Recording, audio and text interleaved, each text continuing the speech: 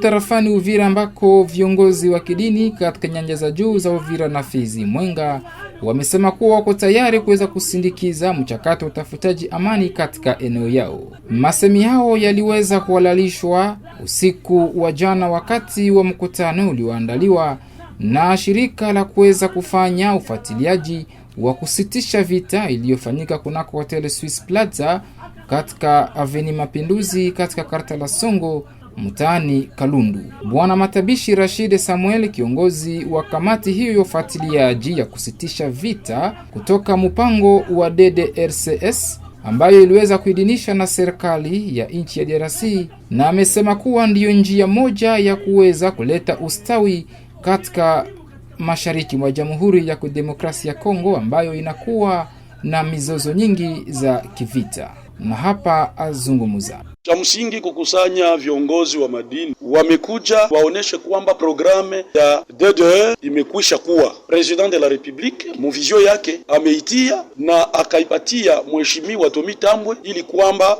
aongoze ile programe makusudi isaidie vijana ambao wameshikilia silaha kinyume na sheria, kwamba wanaweza sasa kutoa silaha zao ili kwamba watu wapate amani ya kudumu. Hii inakuwa programu ambayo inakuwa tofauti na programu ambayo tuliona jana. Ile programu ya jana ilichukua wanshe kombata ikawabeba huko Maluvungi, Kitona, mbali sana. Unakutana mtu ambaye anatoka Bijombo anaenda huko anakosa hata tiketi ya kurudi kwao, wanampatia kinga arudie pale. Lakini yale mambo kwa programu hii haiko. Donc hii programu itachukua vijana na kuwademobilize mu maeneo yao. Ile ni ya kwanza. Na wale wa vijana ndio watabeneficie ile maprograme ile projet zote za stabilisation mwa ile mamilie, sababu kuna kwa maprojet mengi na kutakuwa meme kutajengwa, serikali itatia en place makooperative mu domene zote mbalimbali. Na tusisahau kwamba vijana wetu wengi wameenda sababu hawakuwa na kazi. Hapo sasa makazi itakuwa na wale vijana watakuwa vizuri, tofauti na hizi zingine programu ambazo zilikuwa.